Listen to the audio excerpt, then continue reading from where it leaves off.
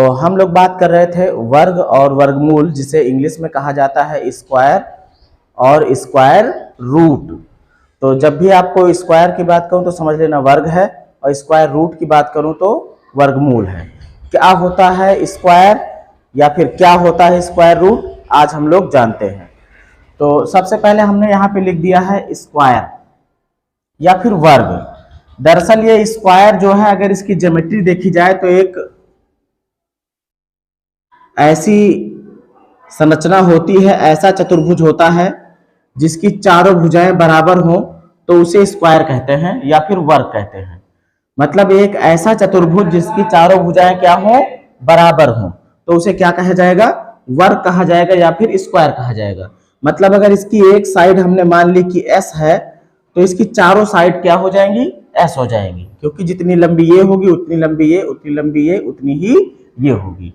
इसका जो एरिया निकालना होता है, उसी एरिया से ही, एरिया मतलब क्षेत्रफल, क्षेत्रफल का मतलब बीच का जो भी एरिया है। जैसे ये बोर्ड है, बोर्ड तो आयत के जैसा है, तो जितने में मैं लिखता हूं ये इसका एरिया है, क्षेत्रफल है, क्या है। तो वैसे ही वर्ग जो होगा, वर्ग के अंदर का जो भी इसने कवर कर लिया है इतना क्षेत्र, इसी को क्या बोलते हैं, इसका क्षेत्रफल बोलते हैं। तो वर्ग का जो क्षेत्रफल होता है, वर्ग का क्षेत्रफल या फिर area of square, area of square लंबाई गुणे चौड़ाई होता है आयत में, क्योंकि उसमें लंबाई अलग होती है, चौड़ाई अलग होती है। लेकिन इसमें दोनों जब सेम है तो इसलिए कह दिया जाता है साइड इंटू साइड, या साइड गुणे साइड, या फिर भुजा गुणे भुजा। तो ये हो जाता है साइड इंटू साइड। एस का मतलब साइड है, साइड मतलब भुजा, तो इसे हम कह सकते हैं दो बार गुणा हो रहा तो साइड का स्क्वायर हो जाता है। क्या हो जाता है, स्क्वायर। हिंदी में कह सकते हो भुजा का वर्ग, ठीक है। जो यहां पर घात होती है, ऊपर जो भी लिखी होगी छोटी सी, क्या कहेंगे, घात कहेंगे, या फिर इंग्लिश में इसको कहते हैं पावर। जो ये भुजा है इसको आधार कहते हैं, क्या कहते हैं, आधार, या फिर इंग्लिश में कहते हैं बेस। क्या कहते हैं, बेस। अब देखो स्क्वायर कैसे निकालना है। मान लीजिए हमको कोई संख्या दी गई है कि मान लीजिए 2 की घात 2 दिया है। जब घात में 2 लगा मिले तो ये पक्का समझ लो कि ये वर्ग की बात कर रहा। किसकी बात कर रहा, वर्ग की। और घात 2 लगी है, देखो जब साइड के घात 2 लगी थी, इसका मतलब साइड का साइड से ही क्या हुआ था, गुणा हुआ था। तो 2 की घात 2 लगी, इसका मतलब कि ये जो 2 है आधार में, इसका इसी के साथ गुणा हो जाएगा। मतलब 2 गुणे 2 तो कितना हो जाता है, 4 हो जाता है। जैसे 3 की घात अगर 2 लगी है तो इसका मतलब ये हो गया कि 3 का 3 से कितनी बार गुणा होगा, 2 बार। 2 बार कितनी बार, जितनी घात होगी उतनी ही बार गुणा होता है। मतलब 3 गुणे 3 तो 3 तिया 9। ऐसे ही मान लो 4 की घात अगर 2 है, घात 2 का मतलब 4 का स्क्वायर या फिर 4 का वर्ग, तो 4 का स्क्वायर का मतलब क्या हो गया, 4 गुणे 4 चौक 16। ऐसे ही 5 का स्क्वायर अगर हो तो क्या हो जाएगा, 5 गुणे 5 मतलब कि 25। तो इस तरीके से स्क्वायर ज्ञात किए जाते हैं। कई बार आपको संख्याएं ऐसी दी जाएंगी कि जैसे भिन्न हो, कोई क्या हो, भिन्न, फ्रैक्शन हो। फ्रैक्शन जानते हो ना, जिसमें न्यूमरेटर होता है, डिनोमिनेटर होता है, अंश होता है और हर होता है। जब अगर कोई भिन्न दी गई हो तो भिन्न का अगर हमको वर्ग निकालना है, क्या निकालना है, वर्ग, तो कैसे निकाला जाता है। जैसे मान लीजिए भिन्न है 3/5, 3/, ये अंश होता है और ये हर होता है, ऊपर अंश है नीचे हर। तो इसका अगर घात 2 लगा है मतलब कि इसका वर्ग है, क्या है, वर्ग है। तो वर्ग करना है तो किस तरीके से होगा, ये जो घात है वो 3 के लिए भी है और 5 के लिए भी है। मतलब कि इसको हम लिख देंगे 3 की घात 2 और बटे में 5 की भी घात कितनी, 2।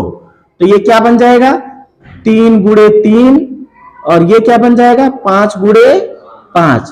तो ये हो जाएगा 3 तिया 9 और ये हो जाएगा 5 पचम 25। इसका जो वर्ग होगा वो 9/25 आ जाएगा। कई बार फ्रैक्शन के अलावा आपको रेशनल नंबर भी दी जा सकती हैं। क्या चीज? Rational number. आपने पढ़ा था कक्षा 7 में। रेशनल नंबर क्या होती हैं? वे संख्याएं जिन्हें p/q के रूप में लिखा जाए और p और q क्या हो? इंटीजर्स हो या पूर्णांक हो। पूर्णांक का मतलब कि वो धन पूर्णांक भी हो सकते हैं, ऋण पूर्णांक भी हो सकते हैं, मतलब माइनस वाली संख्याएं हो सकती हैं, प्लस वाली संख्याएं हो सकती हैं, लेकिन पूरी पूरी संख्याएं होंगी। पूर्णांक पूरा अंक होगा। 1 है तो 1, 2 है तो 2, 3 है तो 3। ये ना हो कि 2/3। हाँ, बात समझे? तो पूरा पूरा अंक होना चाहिए, रूट वाली संख्याएं नहीं होनी चाहिए। अंडर रूट जिसमें लगा होता है इस तरीके से ये संख्याएं नहीं होनी चाहिए। तो कहने का मतलब ये है कि रेशनल नंबर का अगर हमको निकालना है वर्ग तो कैसे निकाला जाएगा? रेशनल नंबर मान लीजिए 3/4 लिखा है, माइनस का 3 है ना। मैंने बताया था कि p/q के रूप में लिखा जाए और पूर्णांक धन में भी हो सकता है और ऋण में भी हो सकता है, प्लस में भी हो सकता है और माइनस में भी हो सकता है। इसलिए ये क्या है? परिमेय संख्या है। ये भिन्न नहीं है। ये वाली तो भिन्न थी, ये भिन्न भी है, परिमेय भी है, लेकिन ये वाली केवल और केवल परिमेय है, रेशनल है। क्या है? रेशनल। रेशनल का मतलब परिमेय, परिमेय, परिमेय संख्या है। अब देखो इसका अगर हमको वर्ग करना है तो कुछ नहीं, तरीका हमारा वही रहेगा। ये स्क्वायर -3 के लिए भी है और 4 के लिए भी है, तो -3 पे भी स्क्वायर लग जाएगा और 4 पे भी स्क्वायर लग जाएगा।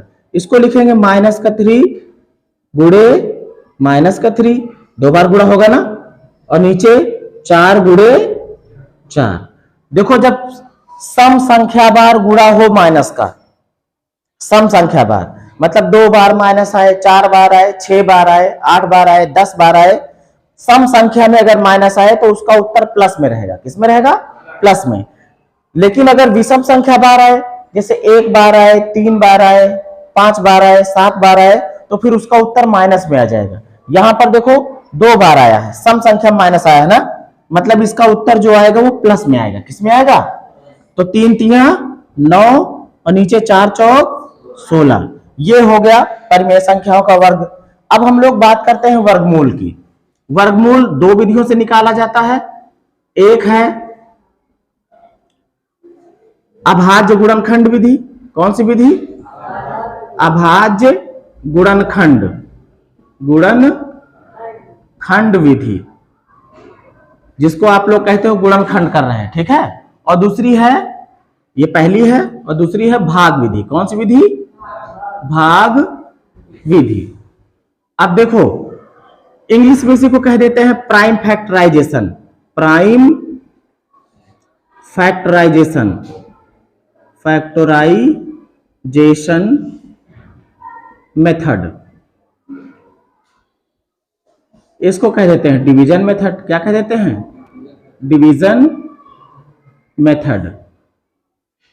बात क्लियर है? अब देखो जैसा इसका नाम है वैसे ही इससे होता भी है। हम लोग आज अभाज्य गुणनखंड वाला विधि जान लेते हैं, कल जान लेंगे भाग विधि वाला। अब देखो अभाज्य गुणनखंड विधि में क्या होता है, जो भी संख्या का हमको वर्ग निकालना होता है उसके गुणनखंड कर लेते हैं। क्या कर लेते हैं? गुणनखंड। जैसे कि मैं एक सवाल ले रहा हूं, मान लीजिए हमारे पास है एक्सरसाइज 2B का पहला सवाल 7744। पहला सवाल है 7744। अगर हमको इसका स्क्वायर रूट निकालना है, क्या निकालना है? स्क्वायर रूट, मतलब वर्गमूल। वर्गमूल, वर्ग और वर्गमूल में बहुत संबंध है। जैसे किसी भी संख्या का अगर आप वर्ग लोगे तो जो भी संख्या आएगी उसका वर्गमूल लोगे तो फिर से वही पुरानी संख्या चली जाएगी। अभी हम इसको बताएंगे। देखो कौन सी विधि से भी करने जा रहे हैं हम? अभाज्य गुणनखंड विधि से। हमें क्या करना है? इसका अभाज्य गुणनखंड कर लेना है। 7744, लास्ट में 4 है, ये बताता है कि 2 से कट जाएगा, तो 2 से काटना शुरू करो। पहले 7 है, कितनी बार जाएगा? 3 बार। 2 3 6, एक बचा ना यहाँ पे, एक जो बचा यहाँ पे लग जाएगा तो 17 बन जाएगा। तो 2 8 16, फिर एक बचा ना, यहाँ पे लगेगा 14 बन जाएगा ना ये। तो ये 2 सते 14, फिर 2 दूना 4। अब इसके बाद देखो अभी आखिरी में 2 है ना, मतलब ये 2 से कटेगा। जब आखिरी में 2 4 6 8 0 हो तो 2 से कट जाता है। अभी 2 से काटेंगे इसको। पहले तो इसमें देखो 2 1 कम 2, एक बचा यहाँ पे, ये हो गया 18, जो यहाँ बचा था वहां चला गया, तो 2 9 18। अब तो यहाँ कुछ बचा नहीं, 2 3 6, एक बचा ना यहाँ पे, यहाँ चला गया तो 12 बच गया, 2 6। अभी भी देखो लास्ट में क्या है, सम संख्या है, कट जाएगा ये 2 से।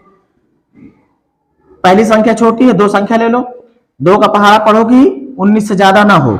2 9 18, एक बचा ना, जो बचा यहाँ लग गया 13 हो गया ये, तो 2 6, फिर एक बचा ना, ये हो गया 16, 2 8। अभी फिर देखो सम संख्या है, अभी भी 2 से कटेगा, 2 चौको 8, एक बचा ना यहाँ पे, ये 16 हो गया, 2 8 16, फिर 2 चौको, अभी भी सम संख्या, अभी भी 2 से कटेगा, 2 दूना 4, 2 चौको 8, फिर 2 दूना, अभी भी देखो लास्ट में 2 है ना, 2 से कटेगा, 2 1 कम, 2 दूना 2 1 कम। अब लास्ट में 2 या फिर 2 4 6 सम संख्याएं नहीं है, अब ये 2 से नहीं कटेगा। 121 है, ये हमको पता है 11 से कटता है, 11 11 में 121 होता है ना।